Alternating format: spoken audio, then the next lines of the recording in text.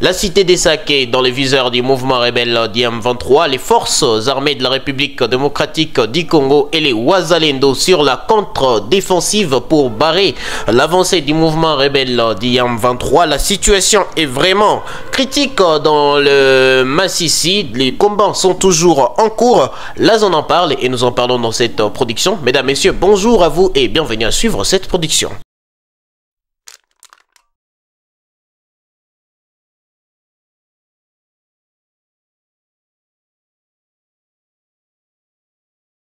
C'est depuis tôt les matins de ce mardi 7 janvier 2025 que les mouvements rebelles d'IM23 ont lancé une nouvelle offensive dans le groupement de Kamuronza en chefferie des Bahundé autour de la cité des Saké sur la colline de Kiouli notamment en profitant bien sûr d'une altercation entre des groupes Wazalendo qui s'est disputé les contrôles des barrières. Les mouvements rebelles d'IM23 ont voulu profiter de cette altercation pour se frayer un chemin et tenter de prendre la cité des Saké.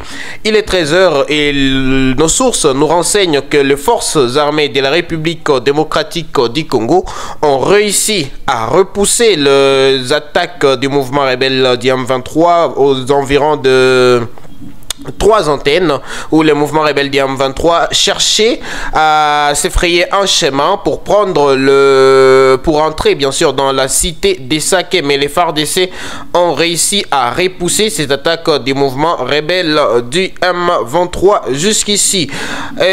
D'autres sources nous renseignent qu'une bombe est tombée dans le Saké au quartier Biréré qui a fait 4 morts dont un bébé qui est mort à l'hôpital CBK. Donc voilà, une bombe a été larguée par les mouvements rebelles d'IM23 dans les Saké et qui a fait 4 morts.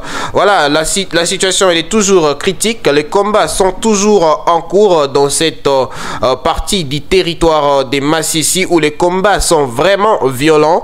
Et de l'autre côté, les forces armées de la République démocratique du Congo sont toujours en train de défendre les territoires accompagnés de quelques groupes Wazalendo pour tenter bien sûr de barrer route à ces mouvements rebelles d'IM23. Donc les combats sont à 25 km de la ville de Goma et voilà l'armée qui continue bien sûr de renforcer ses effectifs dans cette partie pour tenter une fois de plus de repousser très loin les mouvements rebelles d'IM23. Je rappelle que les M23 ont pris les centres des Massissi, c'est depuis le 4 janvier dernier. Ils ont pris le contrôle du centre des Massissi et voilà, les mouvements rebelles d'IM23 voulaient bien sûr descendre pour la ville de Goma et les forces armées de la République démocratique du Congo qui s'étaient déjà retirées dans les centres de Massissi ont bloqué l'avancée de ces rebelles. De son côté, de l'autre côté, pardon, la MONUSCO vient de lâcher un communiqué